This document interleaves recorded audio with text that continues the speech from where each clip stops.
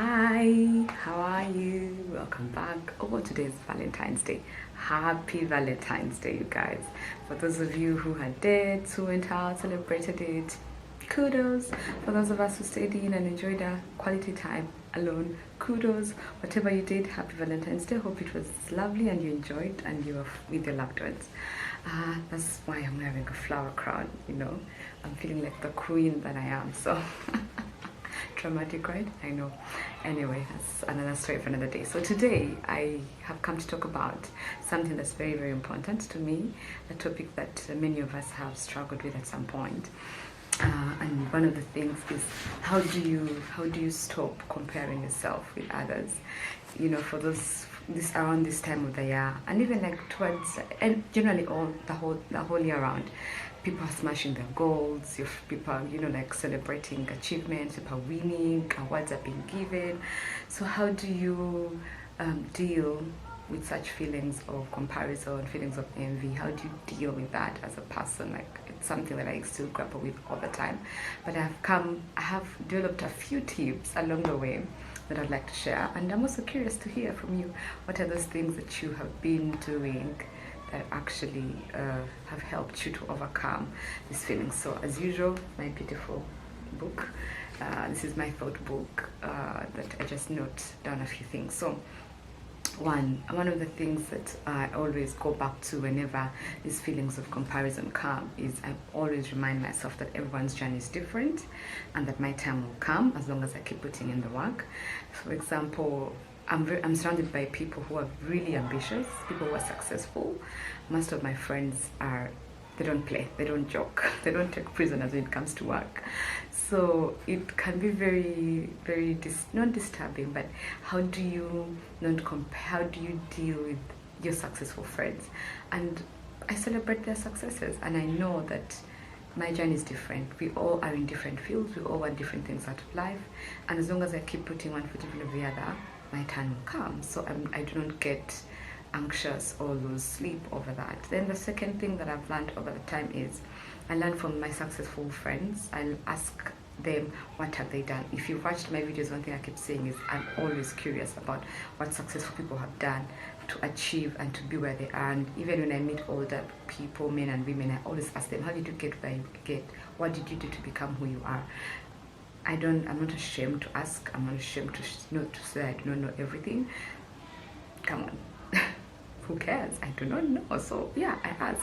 So I'm not ashamed to ask my successful friends if they are doing something I want to do.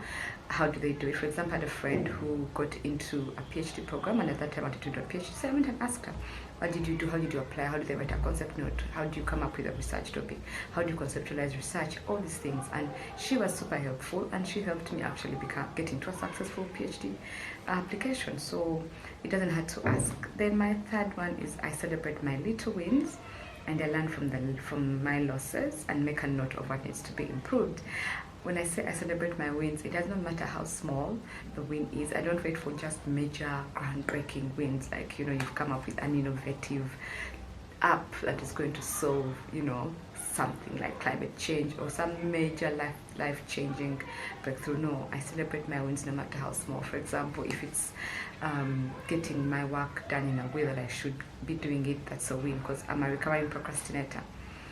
So if it's doing the work when I need to do it, I celebrate my win. If it is as small as getting a deal signed or whatever it is, I really celebrate my wins. I don't compare my wins to what other people have done. And also when I sort of make a loss or make a decision that I'm not happy with, I always sit and think about what happened, what could I have done better, what can I improve.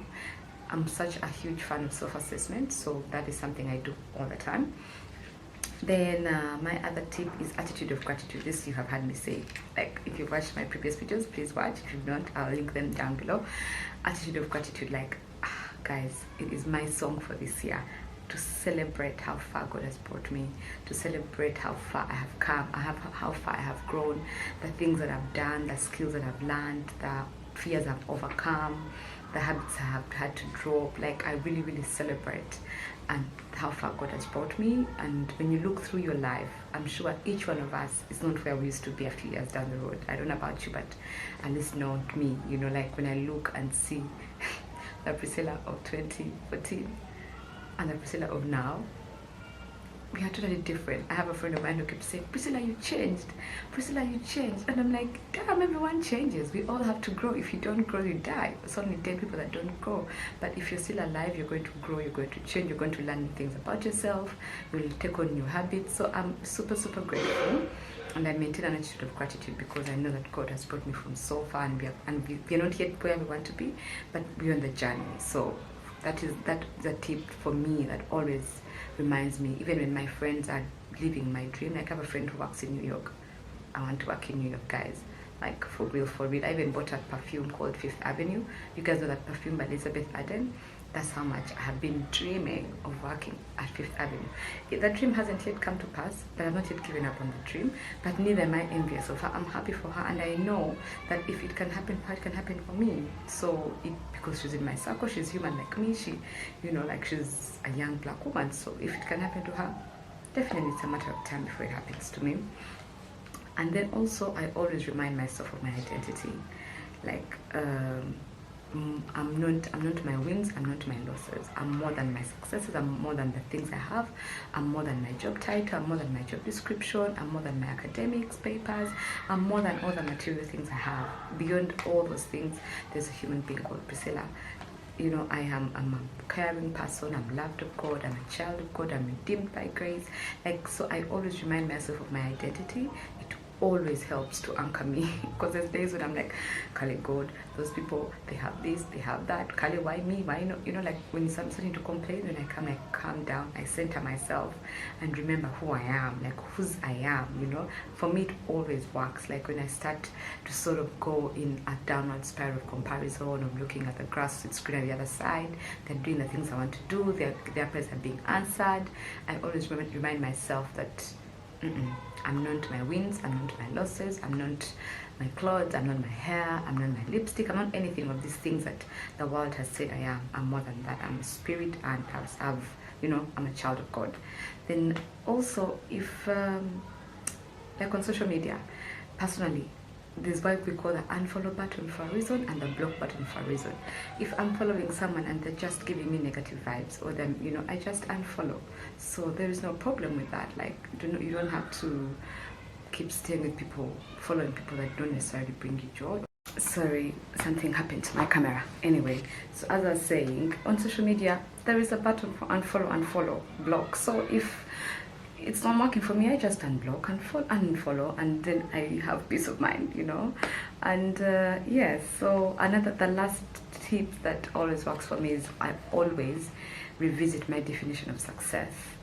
For example, what matters to me as a person? What have I decided is important to me?